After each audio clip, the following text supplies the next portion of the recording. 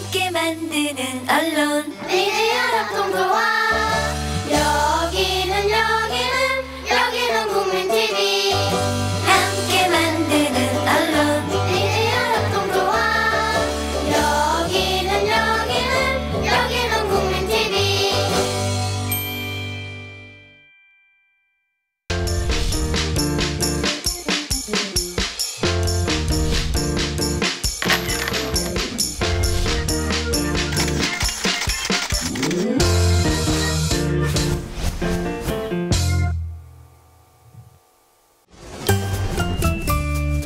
귀로만 듣던 국민TV의 팟캐스트를 이제 보이는 라디오로 시작합니다.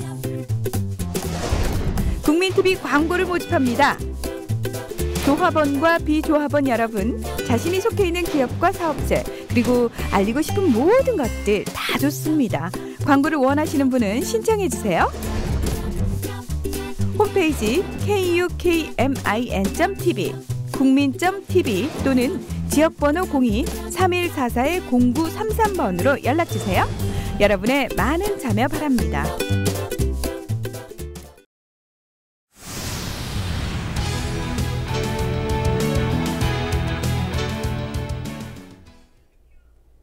시사를 맛있게 요리해드립니다. 김성수 최연의 맛있는 맛있는 수다! 수다 시즌 2. 예, 예. 뭐 일관성 있어 좋아요. 네. 네. 일관성 있게 살아야죠. 예, 알겠습니다. 사람이. 예.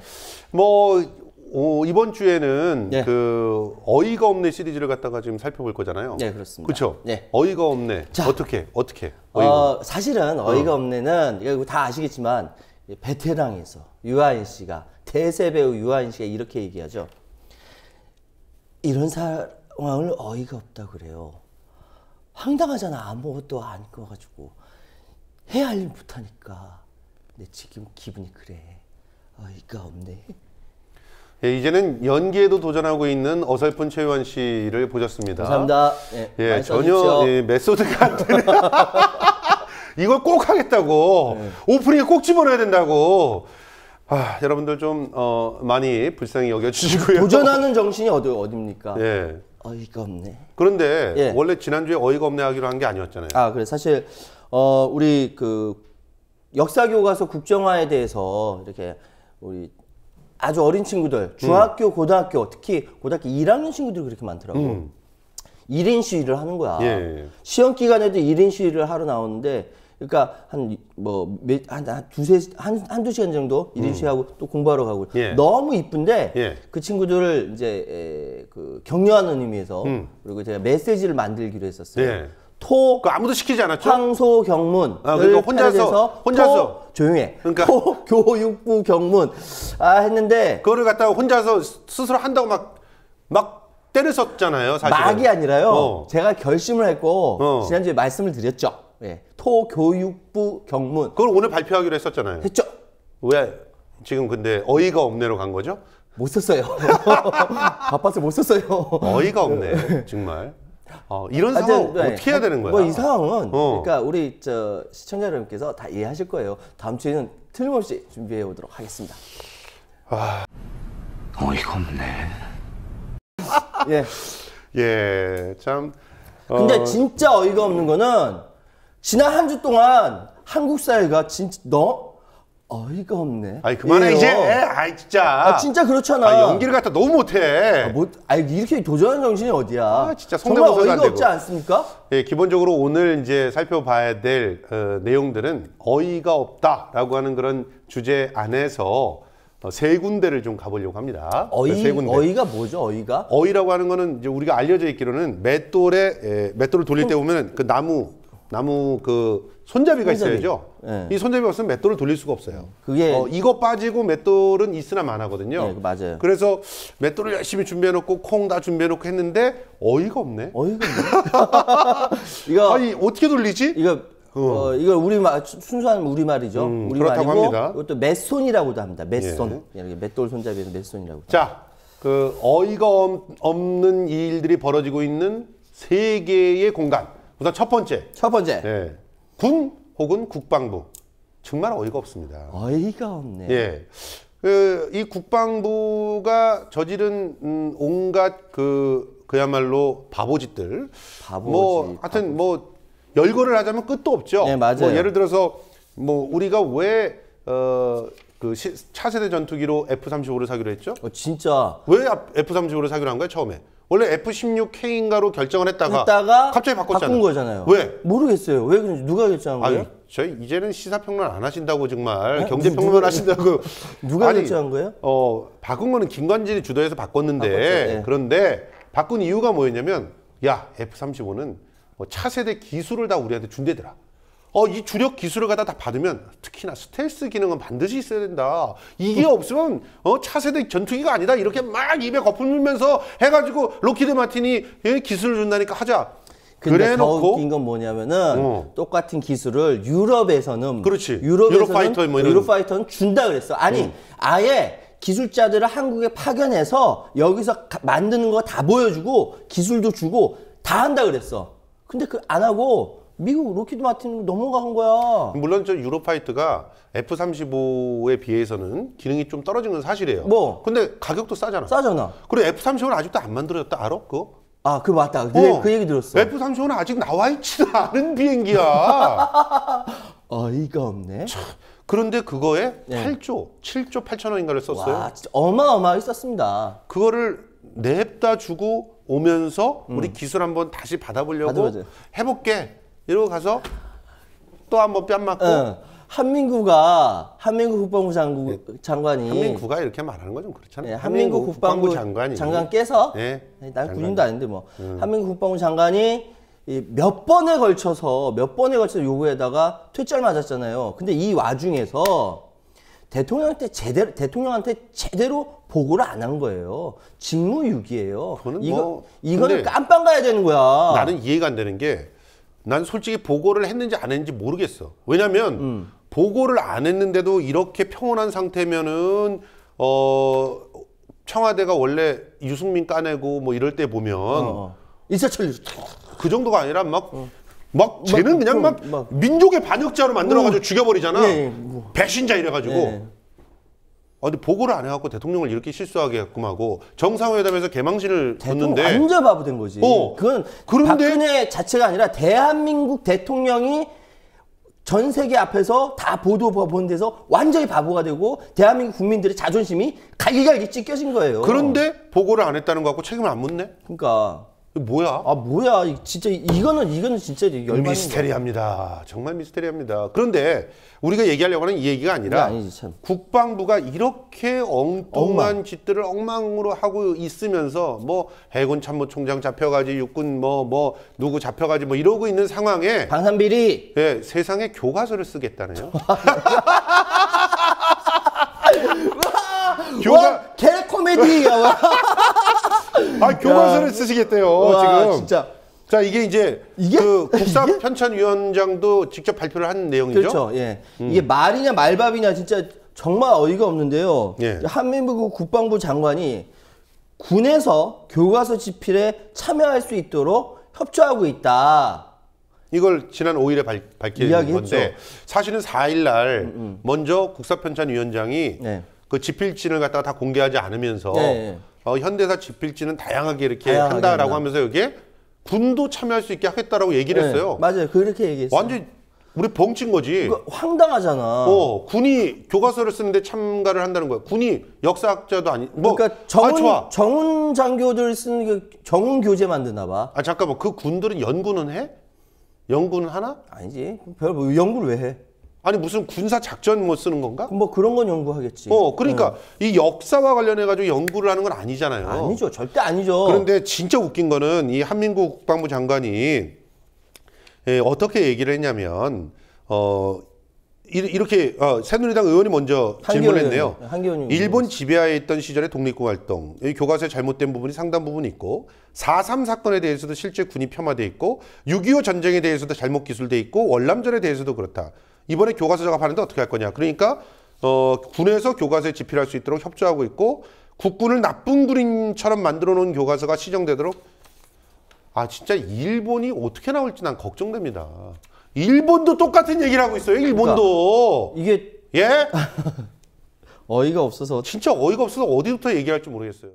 전체적으로는 물론 그 공산군들을 갖다가 그 공산군으로부터 민주주의를 갖다 지키기 위해서 일을 했죠. 그렇지만 일부 실수들이 있잖아요. 이건 실수라고 하기 어려운 부분들까지도 사실은 피해자들이 다 있지 않습니까? 학살의 피해자들이 있단 말이에요.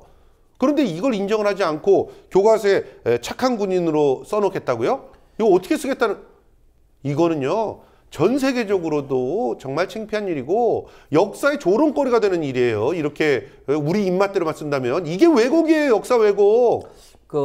물론 대한민국에서 대통령, 그러니까 김대중 대통령 때 베트남에 대해서 공식으로 사과를 했습니다. 사과를 했고 이제 역으로 생각해서 그때 사과하지 않았으면 지금도 베트남과 척을 지어 있다. 그렇죠. 그러면 우리나라 경제에 굉장히 큰 타격이 있어요. 지금 베트남이 TPP 체결하면서 엄청나게 성장할 가능성이 크고 많이 주목을 하고 있는 나라거든요. 그렇기 때문에 그때 김대중 대통령이 공식 사과하지 않았으면은 큰일 날 뻔했어, 우리. 그런데 아직도 일부 몰지각한 그때 뭐 갔다 왔는지 모르겠지만 군인들이 이 역사적 사실에 대해서 제대로 알지 못하면서 자기들 기분 나쁘다고 이따위 막말을 한다는 것은 역사교과서에 대해서 언급할 자격이 안 되는 거예요. 아니 근데 솔직히 갔다 오신 분들의 마음은 이해가 돼요. 이해되죠. 전쟁 상황인데. 솔직히 보세요. 전쟁 상황으로 누가 몰아넣었습니까? 그 사람들이 당연히 받아야 될 돈까지도 누가 착취했습니까? 그렇게 착취해가지고 그 사지로 몰아넣고 그 사람들은 살아남기 위해서 노력했을 뿐이야. 그래, 맞아. 이런 일들을 만들어 놓고 그래 놓고서는 뒤에서 그 사람들 뒤에 살살 긁어가면서 결과적으로 자기들의 책임을 갖다 무마하려고 하는 그런 짓들, 그걸 이제 교과서까지 이렇게 하시겠다고요? 그러겠다는 거예요. 쪽팔려서 진짜 이 나라를 떠나든지 해야지 정말. 그러니까 자꾸 이 나라의 젊은이들이 헬조선 하는 이유가 아예 그 뿌리부터 근본적으로부터 이게 말도 안 되게 이렇게 대한민국을 만들어 버리니까 문제예요. 아니 그때 다녀왔던 분들 뭡니까 고엽제 피해 당하고 고엽제 피해 그거 누가 맨 처음 보상했습니까? 노무현 대통령 때 보상해줬어요. 예? 그렇게 고엽제 피해 당한 사람들이 분명히 있음에도 불구하고 그리고 그때 일했던 거 전투 수당 안 줬잖아. 삥 뜯었어. 삥 땅했어. 삥 땅. 삥 뜯었어. 그래 놓고서 그거 갖고 무슨 고속도로 만들었다고 그게 자랑입니까? 예? 그러니까 천하에 귀한 것이 생명인데 베트남에 있는 일반인들도 생명이고 거기 가가지고 뭐 어쩔 수 없이 가서 전쟁 상황에서 목숨 바치는 이것도 생명이고 다 귀중한 거예요. 근데 이 상황에 대해서 알고나 얘기를 해야 될 거 아니야. 우리가 국제시장이라는 영화에서 봤잖아요. 예? 얼마나 끔찍한 참혹한 일이 있었습니까? 죽어가는 소년들의 눈빛을 보셨습니까? 민간인들이에요. 그런 상황들을 만들고 물론 미국의 큰 잘못이 있겠죠. 프랑스도 잘못을 했죠. 그리고 베트콩들도 분명히 큰 잘못을 했겠죠. 그런데 우리는 전혀 잘못이 없다. 이렇게 얘기하는 건 아닙니다. 그쵸. 그거는 역사적인 책임을 무시하는 그런 처사이기 때문에 우리는 그리고 글로벌 리더십을 갖고 가야 되는 나라 아니에요? 우리 세계의 지도자로서 우리나라가 성장해야 되지 않겠습니까? 맞아요. 그렇지 않아요? 네, 맞습니다. 우리가 G20이에요 지금. 근데 G20이요. 경제적으로는 G10 안에도 들어갈 수가 있어요 이제 조금만 있으면. 그러면 그거에 걸맞는 책임을 다해야 될 거 아닙니까? 노블리스 오블리지라면 몰라요? 대한민국 현재 국방부는 정말로 어이가 없게 만듭니다. 지금 근데 한 말씀을 좀 더 드리고 싶은 게 예. 아니 군인이 이렇게 착한 군인 만들기 위해서 교과서 집필에 참여해야 된다면 그런 논리라면 경찰도 참여해야 되겠네? 그럼 다 그래야지. 아니 시민사회단체도 참여해야 되겠네? 아니 왜 서북청년단 왜 참여하지 않아? 다 해야지. 다 해야지 왜? 교과서 뭐 어차피 다 전문가 아닌 사람들 다 잘 안다며 몸으로 다 겪었잖아. 다 쓰지 뭐. 우리 아버님도 참여하라 그래야 되겠어 아주. 4.19 때 그저 이빨 부러지셨는데. 6.25 경험했던 사람들 다 참여하고 다 합시다 그렇게. 다 참여해 보자고요. 다 교과서 한번 써보자고 우리도. 근데 더 웃긴 거 있다. 얼마 전에 우리는 다 이게 국가에서 다 보상을 해주는 줄 알고 있었는데 예. 알고 보니까 군 복무 중 부상을 당해서 민간 병원에서 치료를 받은 군인의 치료비를 놓고 논란이 증폭되는데 예. 지뢰를 밟았는데 이거 자비 치료했대요. 자, 저 이 곽중사 얘기입니다. 예. 자, 이 곽중사는 박근혜 대통령이 직접 가서 병상에서 위문도 하면서 우리나라를 지키기 위해서 노력하다가 부상을 당한 군인의 치료비를 국가가 책임지지 않는다면 그거는 누가 믿고 아이들을 갖다가 군대 보내겠느냐 이렇게 말씀하셨어요. 그거 지키라고요 좀. 국방부가 근데 뭐라고 했냐면 아니 그러니까 교과서 쓸 생각하지 말고 이런 것만 좀 잘하란 말이야 좀. 국방부가 이렇게 얘기했어요. 우리는 법대로 한다. 그 법이 어떻게 됐냐면 예전에는 이제 뭐라고 돼 있었냐면 그 부상군인의 민간 병원 치료비를 국가가 부담을 할 때 기준을 세웠는데 그 기준이 네. 사건 직후 30일 동안 민간 병원의 치료비를 대주기로 돼 있었어요. 그거를 최근에 개정을 하면서 시행령을 개정하면서 2년으로 늘렸네. 예, 맞아요. 근데 2년으로 늘리면서 꼼수를 또 집어넣었어. 여기다 뭐라고 집어넣냐면 특수 임무를 수행하거나 전상자, 그러니까 전사자나 전상자. 요 사람들에 대해서만 2년까지 쓸 수 있게 한 거야. 그런데 이분은 밟은 지뢰가 북한 지뢰가 아니야. 그래서 전상자가 아니라 공상자인 거야. 공무를 집행하다가 상처를 받은 사람이라는 거야. 공상자는 혜택이 없다네? 그리고 법에 소급 적용이 안 된대. 아니 소급 적용 같은 것도 안 해주려면은 그러면은 도대체 그럼 이때부터 법 만들어진 사람부터 요이 땅 이렇게 하려면 이 법을 왜 만듭니까? 그러니까 군대 가서 안 다치는 것이 최고라는 건데 지금 나라에서 군인들이 다치고 이렇게 피해받는 거에 대해서 나라에서 책임져 주지 않으면 누가 나라를 지키려고 하고 누가 군대를 가려고 하겠습니까? 그러니까 난 재벌 자제들 안 믿는다니까. 그 사람들이 왜 군대 안 가는 줄 알아? 나라에서 안 지켜줄 거 미리 아는 거야. 그러니까 내 몸은 내가 지키겠다. 그래서 안 가는 거라니까. 너무 확신을 하고 있지. 나라에서 절대로 안 지켜준다. 군대에 가는 순간 나는 좆된다. 이걸 너무 잘 알고 있으니까 예. 아 예. 그러니까 군대를 안 가는 거겠지. X된다. 예. 그런데 왜 우리 서민들의 자녀들만 군대에 보내야 됩니까? 그래가지고 나라를 지키다가 위에서 시켜서 그것도 지금 이번 상황은 이 곽중사 같은 경우는 특수 임무가 될 수도 있는 상황이었어요. 왜냐면 여기가 불모지였거든. 불모지. 이 불모지를 수색하게끔 한 거야. 잘 알려지지 않는 곳이야. 그렇지. 거기를 들어가면 이건 특수 임무라고 해석을 할 수도 있거든. 맞아요. 근데 그거를 해석할 여지를 차단하기 위해서 예. 아예 지금은 기록을 또 바꿨네. 아이고 머리는 그런 쪽으로 왜 그렇게 잘 돌아갈까? 국방부 왜 이래요 정말. 아니 교과서 쓸 머리 있으면 이런 데나 좀 머리를 써가지고 어떻게 하면은 우리 이 군인들이 제대로 보상을 받을 수 있을지를 갖다 고민해 주세요. 그런데 더 골 때린 거 있잖아. 이번에 그 군대에서 이 입장을 밝히면서 맨 마지막 줄에 이런 얘기를 했어요. 우리가 가능한 지원할 수 있는 것들을 다 찾아서 지원해 주겠다. 이게 뭔 줄 알아요, 내용이? 뭔 소리야?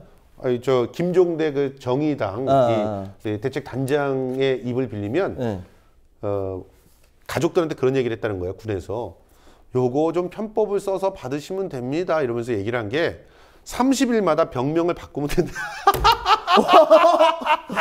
진짜? 예. 아니 국방부에서? 국방부라고 하겠어 사실. 아니, 뭐, 그 중에 한 어쨌든 사람이겠지. 한 사람이 공무를 집행한 사람이 예. 와가지고 30일마다 이거를 병명을 바꿔가면서 그런 편법도 있다. 뭐 융통성도 있다. 이런 식으로 얘기를 했다는 거예요. 아 진짜 참 웃깁니다 정말. 이거 정말 군대에서나 벌어지는 일이죠. 그 머리에 대해서는 내 모자 잃어버리면 어디서든 모자 갖고 와. 그럼 까라면 까야 돼. 가서 갖고 와야 돼. 훔치던 말던 범죄를 가르쳐라. 범죄를 가르쳐. 아주. 야 대단하다. 어떻게 그 머리가 그렇게 돌아갈까? 이거는 근데 제가 주장하는 내용이 아니라 그 보도에 다 나와 있는 내용이에요. 보도에 나온 거예요. 저희가 날조하거나 그러지 않습니다. 예. 참 정말.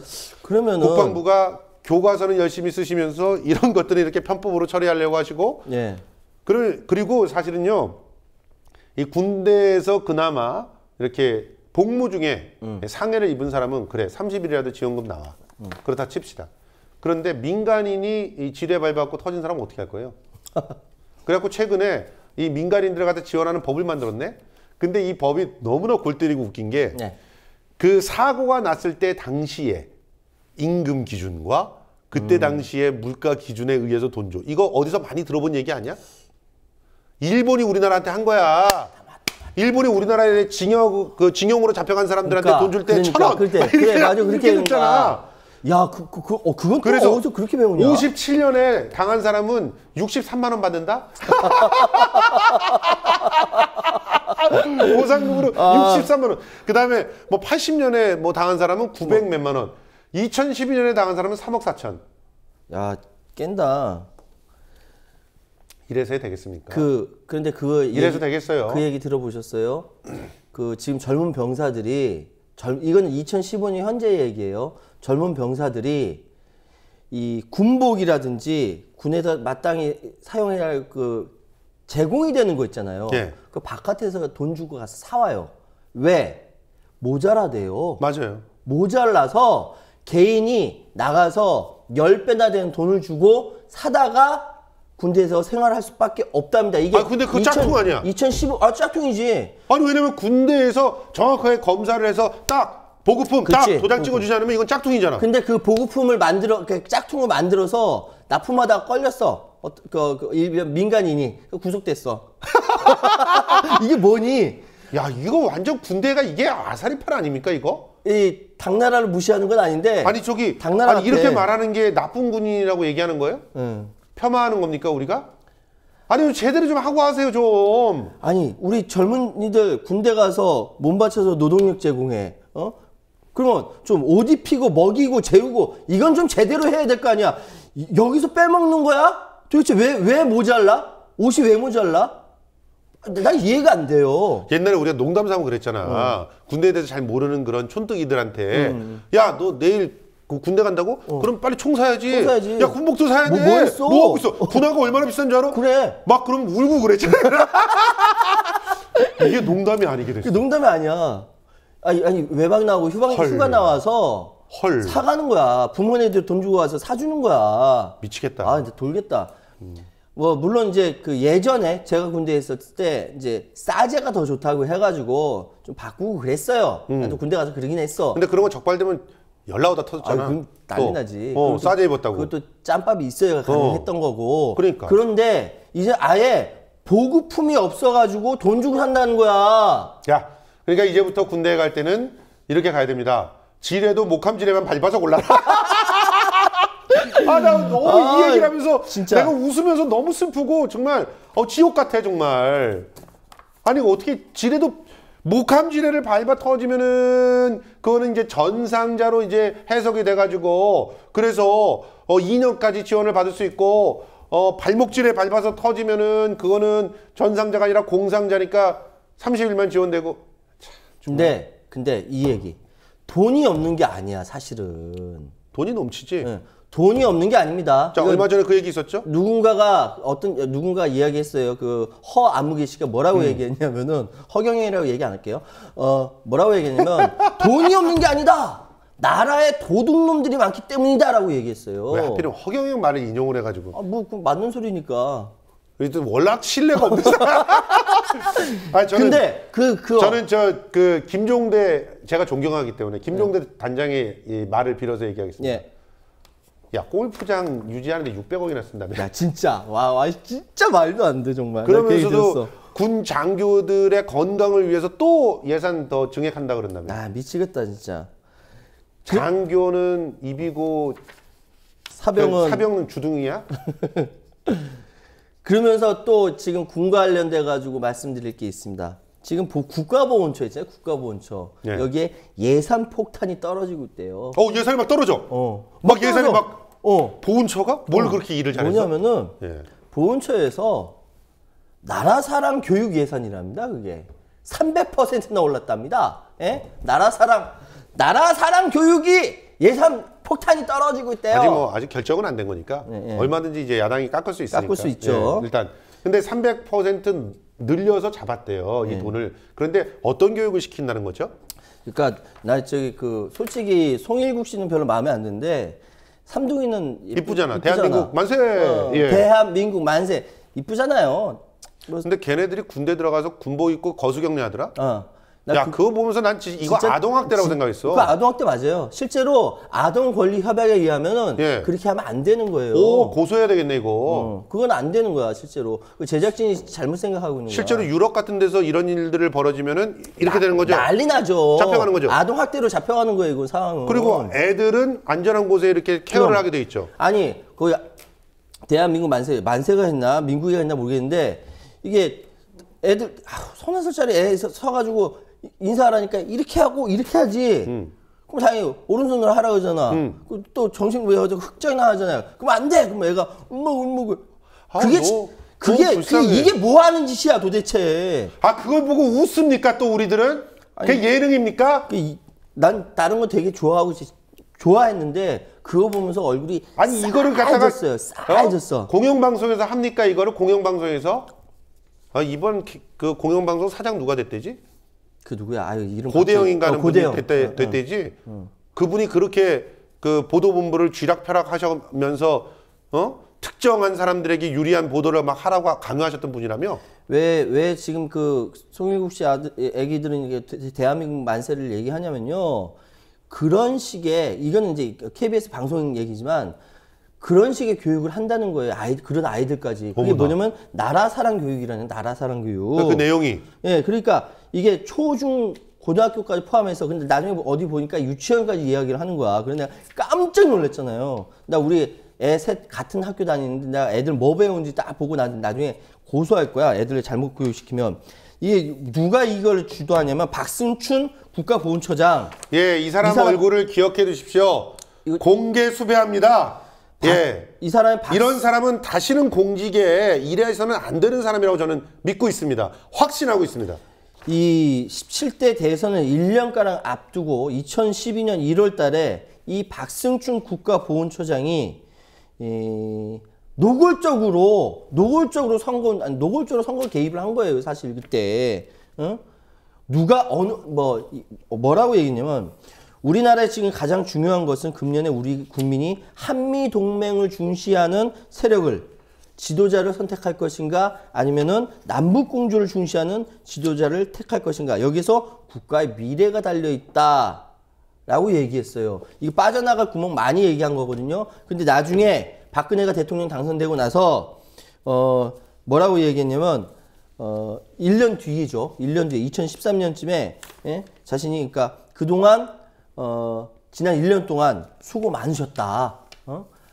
야당이나 좌파가 집권을 했더라면 큰일 날 뻔했다. 이런 취지의 이야기를 했어요. 그럼 뭐냐? 국가보훈처장이 선거에 개입했다는 거예요. 그래서 고발도 당했거든. 근데 뭐야? 좌익수요와 함께 좌익효수와 함께 아무 뭐 없이 그냥 헐레벌레 없어졌어. 응. 김성준 막 고소도 당하는데. 뭐? 내가 무슨 고소를 당해? 정화무개 씨한테. 네. 명예훼손? 명예훼손. 그런데 없어졌어. 공무원이 정치에 개입, 선거에 개입했는데도 죄를 묻지 않는 불평등한 상황에서 그러면 대한민국 젊은이들이 헬조선이라고지 뭐라고 얘기하냐? 아, 너무 흥분했다. 이분이 교육하는 내용들, 이 나라사랑 교육의 내용들 좀 얘기를 해주세요. 어떤 거 병영에 일단 들어간다는 거야? 아니 그건 아니고요. 일단 이제 하나하나 말씀드릴게요. 예, 국가보훈처에서 지난 대선을 앞두고 정확히 나라사랑 정신개선 발전 예산이 나라사랑 정신발전 예산이 뭐야 이게? 28억 600만 원에서 42억 4,100만 원으로 급증했다가 그러니까 야당이 깎았지. 25억 원을 감소한 게 있었는데 그래서 왜 그랬냐? 이거 대선을 앞둔 사전 정지 작업이다. 이랬었거든요. 근데 지난 26일 날 국회 예결산 특위를 보니까 내년도 예산 심의하는데 딱 발견한 거야. 나라사랑 정신개선 발전 예산이 100억 원이래. 100억 원. 100억 원 있으면 아이들 우리 그러니까 그걸로 어떤 교육을 할 건지는 아직 안 알려진 거죠? 네. 젊은 친구들 군복 입히면 되겠다. 그런데 이 예산 대부분은 안보의식과 나라사랑 정신 함양을 목적으로 한다는 이른바 나라사랑 교육에 사용이 되는 거예요. 구체적으로 나오진 않았지만 이렇게 되는 거예요. 교육 대상은 예비군 공무원뿐만 아니라 교육부 등과 연계하여 그래서 내가 우리 아이들 뭐 배울 건지 내가 나중에 체크한다니까 교육부 등과 연계하여 초중등학교에까지 실시되며 향군, 상위군경의 자유총연맹 등 퇴직군인 및 우익 인사들을 강사진으로 활용한다. 예, 그래도 하나 다행인 거는 우리 생태 같은 자식들을 병영 체험 시킨다고 해서 뭐 문무대니 뭐 이런데 옛날 그 대학생들 보내듯이 그렇게 집체 교육을 하는 건 아닌 것 같습니다. 그렇지만 이런 강사들에게 허무맹랑한 이야기들을 듣고 실제로요 이런 교육을 받고 나서 집에 와서 울음을 터뜨리고 부모님한테 이런 교육 때문에 너무 무서웠다고 호소하는 그런 친구들도 있었습니다. 실제로 그래요. 있었던 일이에요. 네, 그래요. 예, 그러니까 이런 교육이 지금 그 교육적으로 필요합니까? 여러분들 좀 냉정하게 생각해 주시고요. 저는 또 학부모님들께도 부탁드리고 싶은 게 있어요. 우리 진짜 극기 교육 필요합니다. 아이들이 자기 스스로를 갖다가 지켜나가기 위해서는 고생도 해봐야죠. 젊을 때 고생은 사서 하는 거 맞습니다. 그렇다고 해병대 캠프 이런 데 보내지 마세요. 왜 우리 아이들한테 복종하는 교육을 먼저 시킵니까? 오히려 프랑스에서는 어떤 교육을 시키는지 아십니까? 걷기 교육을 시킵니다. 걷기 교육. 국토를 걷는 거예요. 그런데 국토 대장정 이런 프로그램에 들어가면 또 거기서도 군대식이야, 군대식이야. 그런 거 말고 정말 자율적으로 자기 스스로와 대화를 하면서 걷게 하는 그런 프로그램이 많습니다. 그런 프로그램들을 아이들을 보내세요. 그러면 아이들이 정말 성숙해지죠. 그리고 자기를 극복하면서 되돌아보는 그런 그 계기를 받지만 이런 교육, 해병대 입소하고 이런 것들 뭐 좋은 결과들이 나오는 경우도 일부 있습니다만 대부분 굉장히 큰 트라우마가 됩니다. 누구한테 어떤 상황에서는 복종하지 않으면 죽는구나 이런 생각들을 하게 돼요. 우리 아이들한테 심리적인 어떤 그 큰 상처를 안기는 그런 교육들은 과감하게 이렇게 폭력적인 교육들은 과감하게 거부하셔야 됩니다. 우리 학부모님들의 현명한 판단 좀 부탁드립니다. 사실은 그리고 그러한 교육은 더 정확하게 얘기하면 아동들에 대한 권리를 박탈하는 거예요. 그렇죠. 그래서 이거는 유엔 기준으로 본다면 아동 학대나 똑같은 거예요. 예. 이러면 안 되는 겁니다. 자, 아무튼 국방부 정말 어이없습니다. 예. 원래 자기가 해야 될 일이 뭡니까? 예? 원래 자기가 해야 될 일은 마땅히 나라를 지키고 군을 잘 조직해서 관리하고 국민의 국민 생명을 지키고 그렇죠. 안보에 자기 열심히 하면 되는 거야. 그리고 군으로 우리는 의무병제이기 때문에 군에 맡겨지는 우리의 미래의 재산들이잖아요. 자산인 그 군인들을 정말 성심성의껏 잘 교육하고 돌봐야 되는 것들이 국방부가 해야 될 일이에요. 그런데 지금 어떻게 일을 하고 계십니까? 지금 교과서를 당신네들이 쓴다고 나설 때가 아니에요. 만약에 여러분들이 정말 최선을 다해서 우리 그 군인들을 지켜주고 그리고 또 최선을 다해서 예산들을 갖다 쫀쫀히 쓰고 그리고 우리 국익을 갖다 지키기 위해서 해외로부터 정말 적절한 가격으로 제대로 된 무기들을 사오고 기술을 현대화시키고 하면 군인에 대한 이미지는 저절로 좋아집니다. 좋아질 수밖에 없어요. 나부터도 우리 자식을 갖다 군대 보낼 거예요. 그렇게 되면. 자, 정리합시다. 자, 이런 사항을 어이가 없다고 그래요. 황당하잖아. 응? 아무것도 아닌 국방부 때문에 해야 할 일입니까? 아무것도 아니고 국방부도 아무것도 아니고. 지금 내 기분이 그래. 참나. 아이 어이가 그만해 없네. 그만. 자 넘어가도록 하겠습니다. 두 번째 살펴봐야 될 때는 문화체육관광부입니다. 문화체육관광부. 우리 그 김성수 평론가님께서 문화 평론가이기 때문에 문화 되게 잘 알아요. 네. 연예인 소식 되게 제일 먼저 알아. 그렇기 때문에 여기에 대해서 잘 아시는 건데요. 하여튼 옆에서 듣다 보니까 저도 막 화가 날 정도로 여러 가지 말도 안 되는 일이 벌어집니다. 한번 얘기 좀 해주세요. 예, 문화체육관광부에서 희한한 일들이 벌어지고 있습니다. 이전에 우리가 박근영 연출가가 누군데요? 박근영 연출가. 이제 연극계의 아주 중요한 중견 연출가인데 중견 연출가. 극작도 잘하시고 그래서 온갖 상을 다 휩쓴 그런 기둥과 같은 연출가인데 이 사람이 2년 전에 개구리라고 하는 작품을 써서 개구리. 네, 박정희 대통령을 희화화했다라고 하는 그런 이유 때문에 모든 구리는 그 불행하다라고 하는 그 작품이 있어요. 그 작품의 그 창작 산실이라고 하는 프로그램에 선정이 됐음에도 불구하고 아니 모든 군인이 나 같은 군인이 있으면 안 된다 모티브는 박정희 대통령이 준 거잖아. 어쨌든 그런 그 작품을 써서 심사위원들한테 인정받았음에도 불구하고 억지로 그걸 까냈단 말이에요. 그 사건 때문에 굉장히 난리가 났었고 그 위에서 압력을 줘서 빼냈어요. 그때 당시에 문화체육부 장관이랑 문화예술위원회 위원장이 사회적으로 혼란을 일으키는 그런 행위들은 예술이 아니다라고 이게 뭐 언제적 얘기하고 얘기예요?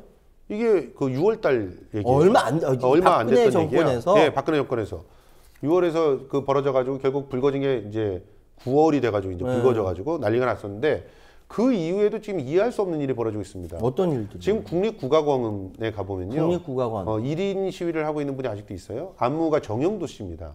안무가 예.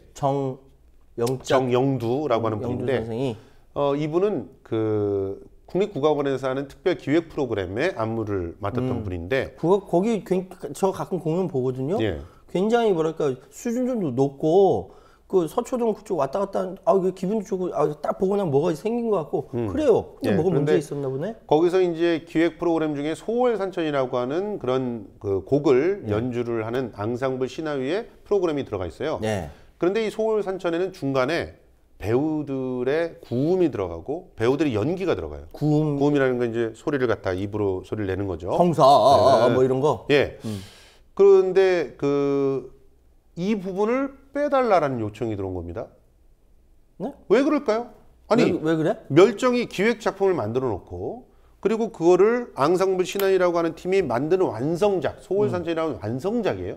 그 완성작의 안에는 이렇게 연기가 들어가는 거예요. 연기가 들어가서 음악을 더 총체적으로 느낄 수 있게끔 하는 이런 퍼포먼스인 거예요. 그러니까 예술가들은 그런 거 중간에 뭐 빼달라 뭐 해라 하면 되게 기분 나쁘잖아. 예. 근데 이걸 연출을 누가 했을까요? 네, 박근영 씨가 연출했거든요. 야, 박근영 씨가 연출했어요. 앙상블 신화위와 박근영 씨는 이런 식으로 여러 작품들을 만드는데요. 그래서 실제로 앙상블 신화위의 그 신작 발표 무대, 이게 작년 11월 달에 내가 가서 봤는데 이것도 역시 박근영 씨가 무대 연출을 갖다 도와줬어요. 그런데 이 작품 소월산천에서는 굉장히 중요한 부분입니다. 이 연기가 들어가는 부분이. 그런데 이 부분을 빼라는 거야. 박근현 씨가 했다고. 그렇게 얘기 안 하지. 물론 그렇지. 뭐라면서 얘기하냐면 공연을 하는 곳이 조명도 별로 좋지 않고 소리도 잘 전달이 되지 않아서 거기 그래서 어디서 했는데? 아니 뭐 정규 공연장은 아니에요. 그러니까 야외 무대 같은 걸 갖다 만들어서 한 곳인데 그러니까 이제 운치는 있을지 몰라도 여러모로 그런 조명이나 이런 걸 주기를 어렵죠. 어렵죠. 그런데 한마디만 할게. 가서 공연을 봐라 임마. 야 그게 조명 없이도 하는 거야. 별 들떨어진 얘기라고 있어. 나 봤거든 그거. 그 소월산천 보면서 소름이 돋아갖고 나중에 기립박수 쳤던 사람이야 내가. 정리를 해보면은 일단 그 박근영이라는 그 중견 작가가 찍혔어요. 완전 찍혔어. 찍혔어요. 예전에 그래서 뭐 브레이크 당했어. 근데 이번에 하나의 그 팀이 이제 퍼포먼스를 하는데 그 부분만 덜어낸 거야. 왜? 찍힌 이 사람이 연출했으니까. 이 사람이 찍힌 이 사람이 연출하면 이 사람한테 돈을 줘야 되거든. 이게 무슨 얘기인지 알아요? 아주 무시무시한 얘기예요. 이게 바로 문화체육관광부 장관이 얘기했던 말이기도 하고 문화예술위원장이 얘기했던 말이기도 합니다. 왜 세금을 사회적으로 혼란을 일으키는 사람한테 줘야 되느냐? 이게 누구 얘기냐? 뉴라이트 애들 얘기고요. 예? 그리고 지금 그 뭐 어버이연합 이런 사람들 얘기예요. 여러분, 그런 사회적인 혼란을 일으키는 사람이 누굽니까? 역사대회 가서 난입하고 한 사람이 누굽니까? 이 사람들한테 세금 안 들어가는 것 같으세요?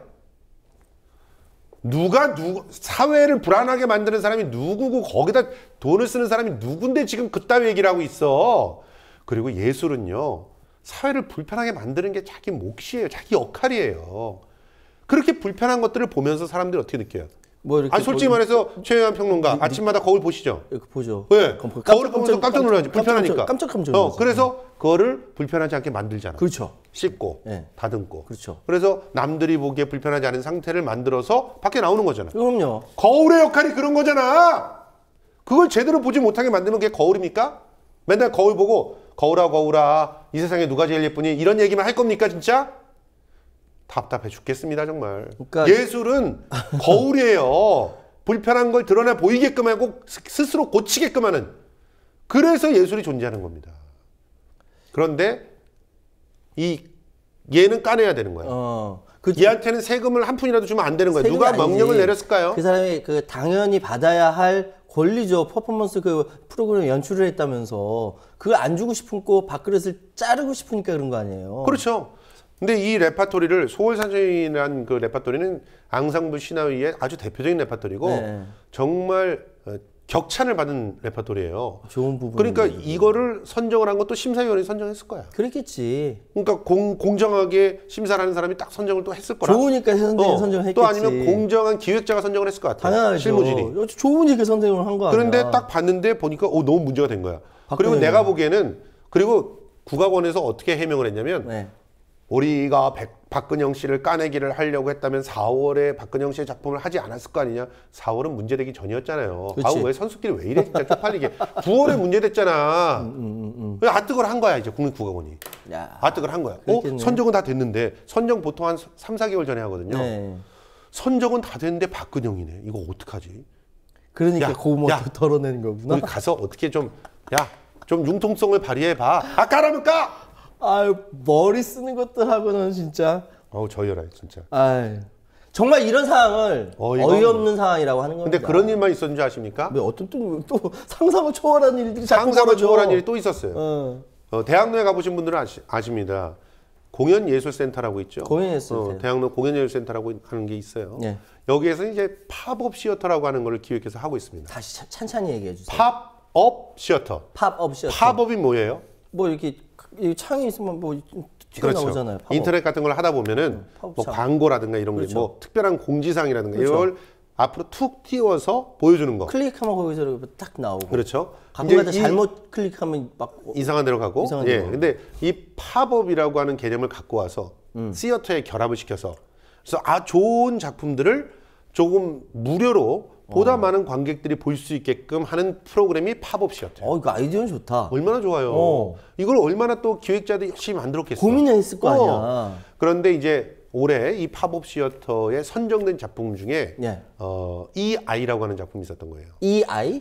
이 아이라고 하는 작품은 원작에 있는 작품인데 그 원작이 10개의 에피소드이고 그 중에서 한 에피소드를 뽑아가지고 거기서 공연을 하는 거야. 근데 원래 원작에는 어떻게 돼 있냐? 캠핑 갔다가 아이가 죽어. 근데 이 아이가 어느 날 돌아와. 안 죽고. 안 죽었는지 귀신인지 몰라요. 귀신인지 모르겠는데. 근데 돌아와. 나 무서운 얘기 돌아오는데 옆집 사람이 친구이자 뭐 같이 사는 옆집 똑같이 희생을 당한 거야. 같이 캠핑에 가 죽었는데 그러면서 얘기를 하는 거야. 당신네 아들이 돌아왔다고. 근데 못 알아봐.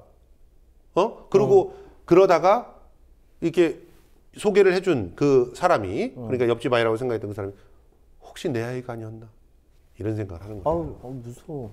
이 얘기를 통해서 우리는 뭘 할 수 있느냐? 그러니까 어떤 사고나 사건이나 이런 걸로 죽어간 사람들이 내 아이가 아니더라도 사실은 우리 모두의 아이들이고 그런 것들을 서로가 같이 동병상련을 느끼면서 살아야 된다는 것을 상징적으로 보여주는 작품이야. 되게 상징적, 굉장히 찡하겠다. 네, 10분짜리 메시지인데 굉장히 찡한 작품이에요. 근데 요거를 대부분 예술가는 특히나 저 같은 경우는 이 외국 작품은 그대로 절대 공연하지 않습니다. 그래서 저는 서양 연극을 그냥 갖고 와서 번역가는 분하고 참 마찰이 많았는데 저보고 그분들은 그렇게 얘기를 해요. 야, 네가 얼마나 잘났다고 고전을 갖다 네 멋대로 번안을 해서 공연을 하니? 이렇게 얘기를 하지만 저 같은 경우는 2차적 저작물은 반드시 그 나라의 특별한 상황에 맞게끔 재창작되어야 된다고 저는 믿습니다. 그래야 그 연극의 울림이 더 커진다고 생각합니다. 이렇게 생각을 하거든요. 그래서 저는 뮤지컬 우리 동네, 그것도 미국의 아워타운이라고 하는 작품을 번안한 거거든요. 번안하니까 더 공감이 많이 가는 작품으로 만들어졌어요.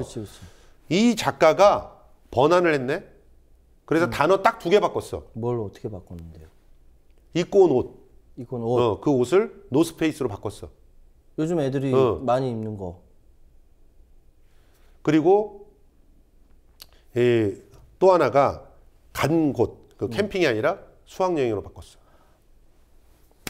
세월호 연상이 되는구나. 이 2개를 바꿨어요. 그런데 세월호 얘기가 됩니다. 그렇게 되면.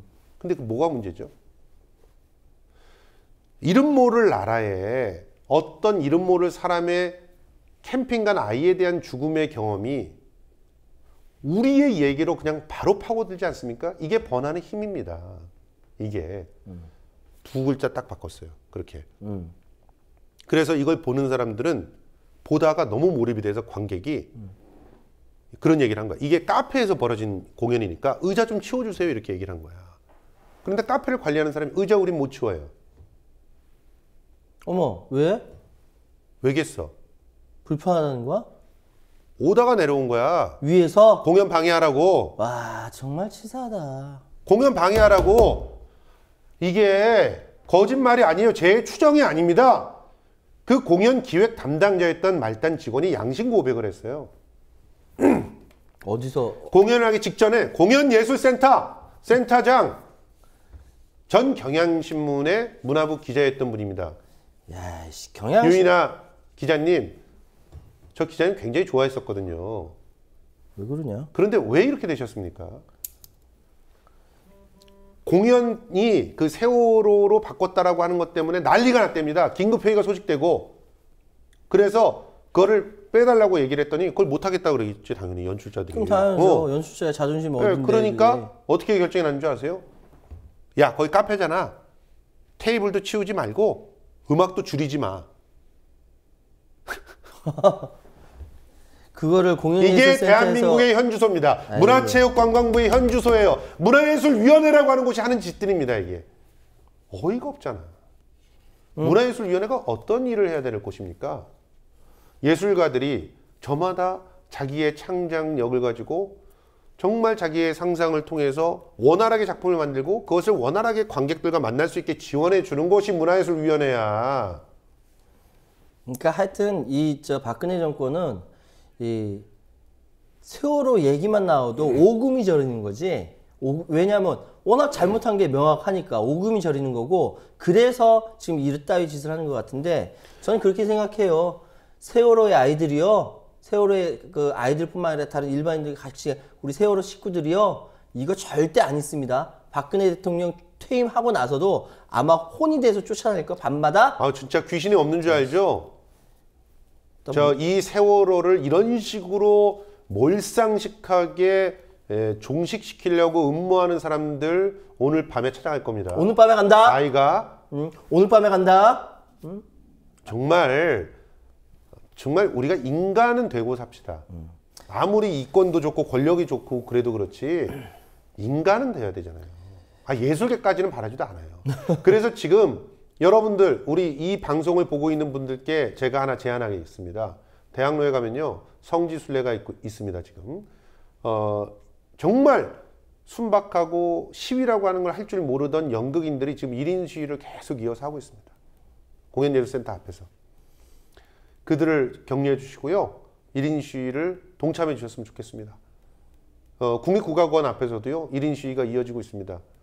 이분은 이 안무가가 혼자서 1인 시위를 시작했는데요. 일본에 출장 갈 일이 생겼는데 일본에 가서도 이걸 1인 시위를 했어요. 아유.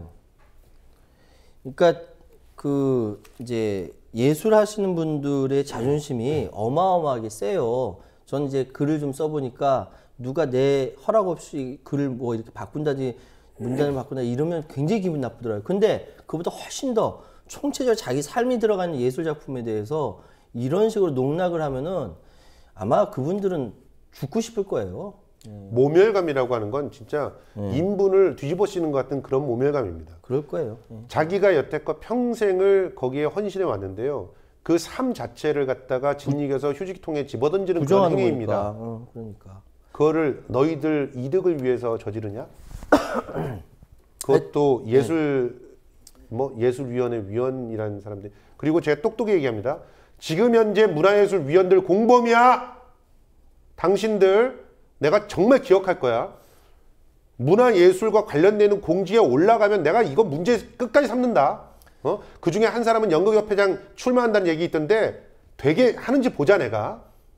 자, 그리고 이렇게 만만한 사람들이요, 나중에 정권 바뀌고 봐. 용서 안 할 거야. 두고 봐. 이런 상황이 어이없다 그러는 거예요. 어이가 없네. 황당하잖아. 자, 그리고 마지막 어이가 없는 대로 넘어가겠습니다. 근데 지금 그래. 진짜 문화체육관광부는요 총체적인 난국이에요. 세상에 국립현대미술관장은 외국에서 수입해 온다는데 그 관장이 얘기했죠. 작품 바꾸라고 했다가 오히려 역풍 불어갖고 잘린 사람이야 바르셀로나에서. 맞아. 그런 사람을 어떻게 그런 사람을 또 수입해 와? 그런 사람을 골라서 데려오나 봐. 그런 사람들이 자기 코드에 맞나 봐. 어이가 없네 정말. 자 마지막 얘기. 아이고 재밌게 하기로 했잖아. 예. 어이가 없네. 카톡에서 어이가 없는 상황들이 벌어지고 있습니다.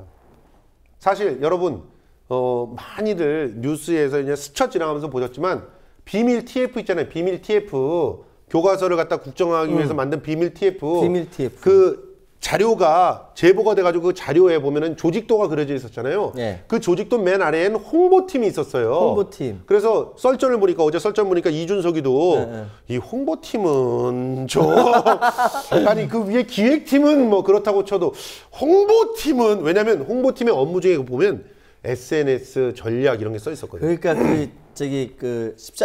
왜 대선 때 한참 낙곰수 측에서 얘기했던 그 뭐냐 십자군 알바 그런 거 아니야? 그럼 비슷한 거예요. 그럼 비슷한 걸로 갖다 운영을 또 한 거예요. 그때는 그래서 교과서에 대해서 무슨 말이 나오자 그러면 그거에 대해서 막 카톡으로 막 돌려가지고 교과서가 빨갱이다 뭐 이렇게 얘기를 한 그런 전략들을 거기서 세운 거야. 그래서 교육부 CF도 거기서 아이디어를 갖다 냈다는 얘기가 있어요. 그렇죠. 그런 얘기 있었죠. 예. 이거 뭐야 도대체? 아니 그러니까 그런 거야. 그러니까 우리 특히 권사님들, 예. 특히 권사님들, 집사님들, 교회 다니시는 분들이요. 교회에 이렇게 개신교 계신 요런 분들이 서로 막 이렇게 막 카톡을 이렇게 주고 받으시더라고요. 저희 어머니가 권사님이신데 저도 이 어머니께서 제보를 해주셨어요. 전 제보가 아니라 우리 어머니가 누가 주었다고 나도 보고 이렇게 좀 하래. 그래 딱 보니까 너무 황당한 거야. 예. 그런 내용들. 저기요, 제가 이제 저희 어머님께서 그분 얘기 안 하겠습니다. 이땡자라고 하는 분이 계속 이런 카톡을 보내온대요. 이땡자. 예, 이땡자 분 혹시라도 주변 분 아시는 분들이 있으면은요 자제하라고 전해주세요. 이땡자. 왜냐면 제가 이거 신고했거든요. 네. 예, 이거 허위사실 유포입니다. 네, 허위사실 자, 유포. 어떤 얘기들을 했냐면 골수 빨갱이 교수 한웅구 이놈은 북한 놈이야 뭐야?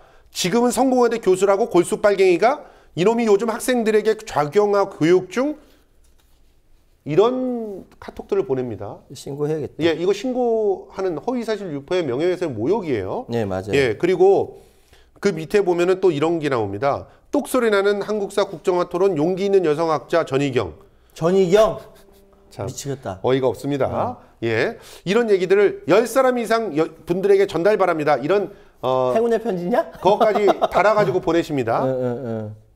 참, 아니, 그러니까 이런 내용들이 주로 어디서 이렇게 돌아다니냐면 기독교인들이 모이는 단체 카톡방이 있어요. 네. 그리고 주로 있어? 이제 나이 드신 분들, 저희 어머님도 이제 70이 넘으신 분이니까 어머님들이 이렇게 모여서 만든 여고 동창회 방, 뭐 이런 방들 여고 있어요. 동창회 방 있을 수 있지. 이런 방들에서 집중적으로 유포하는 거야. 근데 이땡자라고 하는 분은 이렇게 시사에 대해서 관심 있는 분도 아니라는 거야. 그러면 그 사람이 있지. 어디서 받아왔을까? 어디서 속해 있지. 어디서 받아왔을까요? 그러니까요. 자, 이런 거 만드는 사람 누굴까요? 지금 정원아 진짜 그러지 말자 우리. 네, 정원아 그러지 말자 우리. 참, 예. 그래, 정원아. 예. 자, 효수야 그러지 말자. 진짜. 이게 하도 이렇게 카톡에서 뻥을 치고 있으니까 정말 역사 강사 선생님이죠. 심용환 선생님. 그리고 이제 한번 이렇게 반박글을 쓰셨어요. 근데 그것이 어마어마하게 많이 퍼졌는데 그 내용이 그러니까 상식적으로 말이 안 되는데 심용환 선생님은 상식을 얘기한 거죠. 예를 들어서 최근 20대 이상 설문조사에서 6.25가 남침 54.7%, 북침 45.7% 나왔습니다. 이게 교과서에 이렇게 가르친다는 거야. 아니 무슨 헛소리야.